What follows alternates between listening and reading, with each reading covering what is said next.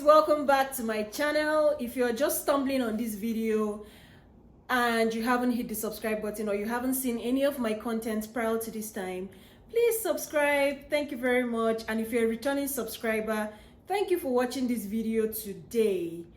Today's video is going to be about the IELTS exam, which is one of the requirements for the immigration program for Canada. I'm going to be sharing the tips, the tricks, and some of the materials I used that were helpful to me to write the exam at a sitting. Also, if you're watching this video and you have other tips and maybe you want to suggest other materials that were helpful to you too when you wrote this exam, please drop it in the comment section. You may be helping somebody out there.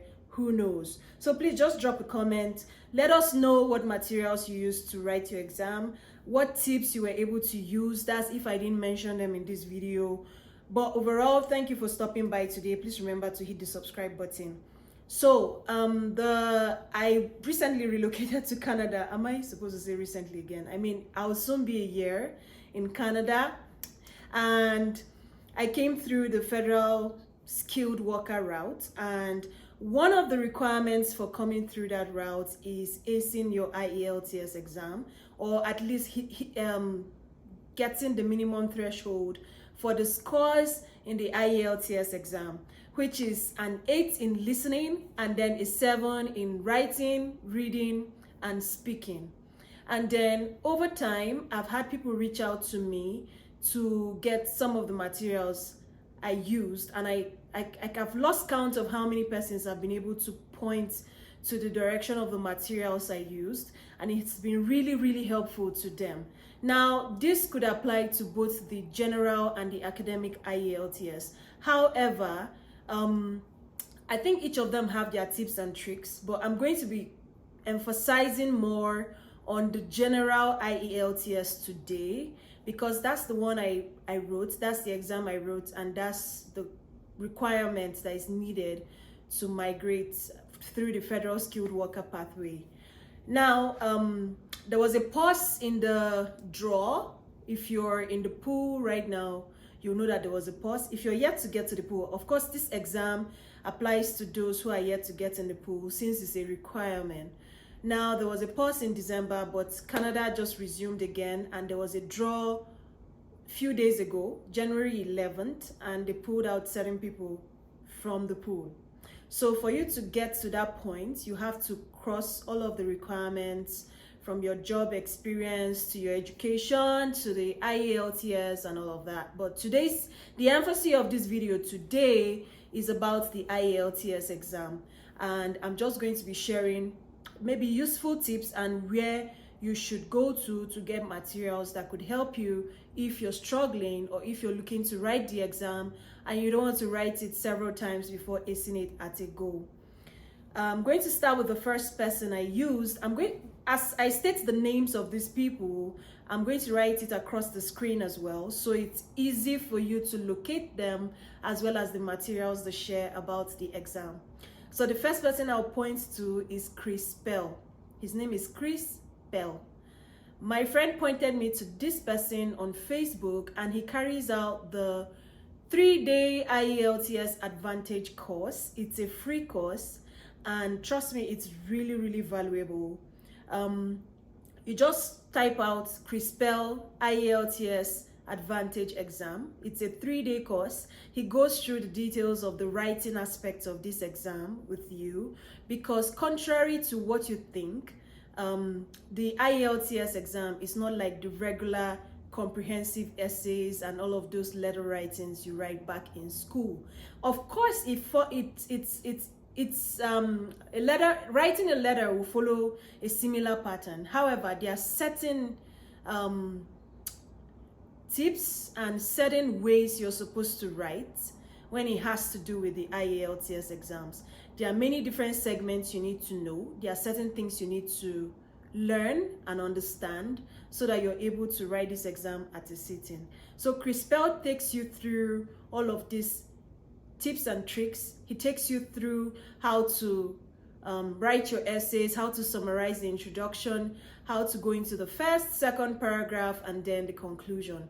Pretty simple, pretty detailed. He's pretty detailed with his explanations, and then he gives you examples that could be possible questions, and overall is helpful. That's the summary of what I'm trying to say. He emphasizes more on the writing aspect of this exam, so you would have to look for resources to cover up the other aspects, including the reading and the listening and probably the speaking. I'm going to give little tips and tricks about those aspects as well.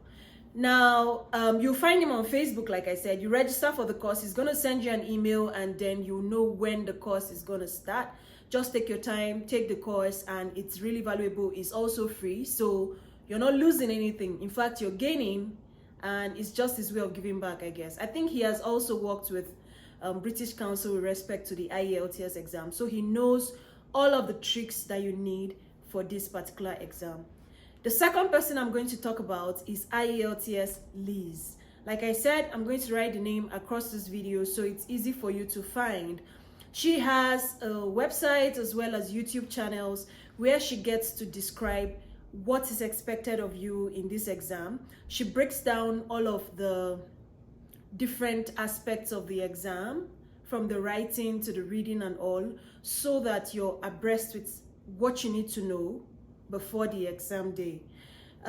She was able to give me some tricks from her videos about how to write, say, advantage, disadvantage essays. What are the other things they ask? All of those essays, like there are many different types, and she was able to break them down, tell me how to write them, tell me how to structure them, tell me what to expect for the essay part as well as the letter writing part. No matter how good you are in English, it's really advisable that you just take out some time, depending on your fluency level. They call that thing where they say basic, intermediate, and expert. Depends on where you are on the scale. That's how much time you commit to studying for this. But I just thought to put this information out there. I also found videos on YouTube. I'm a huge consumer of YouTube content as well, and I was able to find content relating to different aspects of this exam that were really helpful. So for the listening aspect, I would put this tip out there that what you need to do is just type out IELTS general IELTS listening questions. It's advisable that you put a year to that search, like general IELTS listening questions 2022. I said 2022 because we are just into 2023, so I don't know if anyone has written the exam this year, but it's possible. However, you could look at 2022 and go through all of the questions that have been posted and then see how you perform. When I started my listening practice, I noticed I was scoring very ridiculous scores. Not really ridiculous, but I knew if I continued with that pace, I was going to fail. I was having scores like 30 over 40, 29, 32, and I needed to ace the listening because the minimum threshold for that is to score 8, and the highest is 9. I mean, if you don't have an 8, you have failed. Even if you have 999 in everything and you have a 7 in listening, you did not reach the threshold. So I had to practice with materials I found on YouTube, and at the initial start, like I said, I wasn't getting scores that I liked, but then with constant practice, I was able to hit the 3940 mark, 38, 3940. Like I just kept hitting that mark, and then I knew I was ready for the exam. And true to that fact, I had a 9 in my listening as well. Now for the speaking, I'm going to advise that you probably practice speaking to a mirror if you don't have anyone to practice with, or practice speaking to someone as well. Get serious, ask the person, tell the person to ask you questions, get questions online, and ask, maybe tell whoever you're using as your examiner at the time to just ask you questions in relation to what you found online, and then just seriously give your points. Now, they just want to test how well you can articulate, how well you're able to use conjunctions and words to pass across what you have in mind, how you're able to reason out a topic. They could ask you why you think, do you take vegetables? You say yes. Why are they healthy? This is a very random example. So you have to state why you think they're healthy, all of the vitamins they contain, and how it's good for your health, how it improves your health and well-being, blah, blah, blah. You just have to make sure that you're able to drive home your point without infusing pidgin or your mother tongue. I'm kidding. But you should be able to drive home your point. You should be able to prove that you're able to speak this language, and then you get your scores for the speaking. It wasn't difficult for me. That aspect wasn't difficult, but then you need to practice, like I said. Onto the reading. What could stand against you for the reading would be time. Because of the short, comprehensive passages you have to read and then make sense of, and then answer the questions that accompany them. So you have to read those comprehension passages and then understand it so much that you're able to tell, because they give you questions like, they give you an array of questions and say, which of these statements is true? Or which of these paragraphs best describes this? Questions like that, if you're not able to understand the comprehension you just read, or this short passage you just read, you will not be able to provide the answers. So you should be able to do lots of practice questions so that you're used to those kind of questions, and it's easy for you on the day of the exam. The code word here, or the cheat word here, is practice. Lots and lots of practice. For my writing, I practiced so much. I was always sending my essays to my brother back then, as well as my friends who were available at the time, to just go through and critique it and just let me know what aspects I need to change, what I need to do, and it came in really handy. If you check my PC, I still have a folder of all of my practice questions for the IELTS exam. And then lots of practice. I have lots of essays. I wrote lots of essays, lots of letters as well, just so that I am used to the pattern of their questions. You should also know where to use certain words. Most of us tend to mistake certain words, words like there, dear, certain, can't really remember now, but there are certain words some people use in place of others that is not supposed to be, and you need to know how to use that, as well as using conjunctions to make your sentence flow. Just those basic stuff that has to do with the English language. So just practice the writing, practice the listening, practice the speaking, and practice the reading. No part of this exam is most important than the other, except you realize that you're really good with speaking. However, when it comes to the aspect of writing, you suffer. So you may want to say, oh, I'm going to concentrate on just writing so that I can boost my confidence in that aspect. But if you know you suffer with all the aspects, then you may want to concentrate on doing all of them so that you're able to know that you stand a good chance when you go to write the exam. Because to be honest, it's expensive, right? It's an expensive exam that you don't want to go on paying over and over and over to write. So you just want to write it once and for all and know that you've gotten it done with. Like I said earlier in this video, if you know other tips that you can share, or other people who are really good sources to go to learn about the IELTS exam, be it the academic one or the general one, please drop it in the comment section. It's going to be helpful for those who are looking to write this exam, or who are looking to write this exam for whatever purpose, whether you're going to school and they require it, or you're going through the immigration pathway and they also require it. So please just write it down, help someone today, and I hope these tips have been really helpful. Again, I'm going to write across the names on the videos. Like I said, you must have seen them, Crispell and IELTS Liz. They have lots of good content. Those were the two. I'm not saying I didn't read others. I did. However, these were the two that really came in handy. They had lots of information to share, and it was enough for me.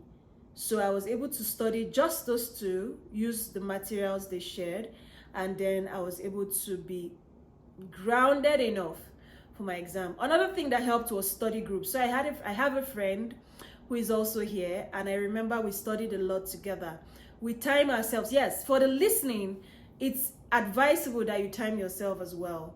Just put yourself in the exam situation and time yourself, do the test, and then mark yourself as well.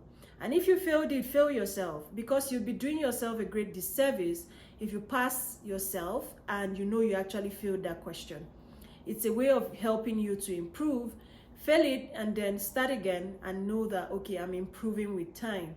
So with my friend, we're able to do lots of practice questions. We had to compare our results and notes and then help each other improve. I sent my writing practice to her. She sent hers to me as well. And I mean, we were able to write it and we're both successful. So I hope this information has been helpful. Please remember to hit the subscribe button, and whatever purpose you're using this for, I wish you the very best. If you're going for the education route, I wish you the best. I know you're going to get that admission. And then if you're using it for the immigration, I hope also, okay, one more thing, just aim for high scores, because the immigration scores for Canada right now is really high. The cutoff mark for the one that was done on the 11th is above 500. That's really high. I mean, I know IELTS is just one aspect of it, as well as the many other things you need to do to qualify. But then you don't want to, because it's just one aspect, just get very mediocre scores there. You really want to get the highest threshold of scores, so that you know that you've settled that aspect and you know that you stand a high chance when it comes to that. And your overall band score is really high. It's going to boost your scores as well, aside the many other requirements that are needed to get into the pool.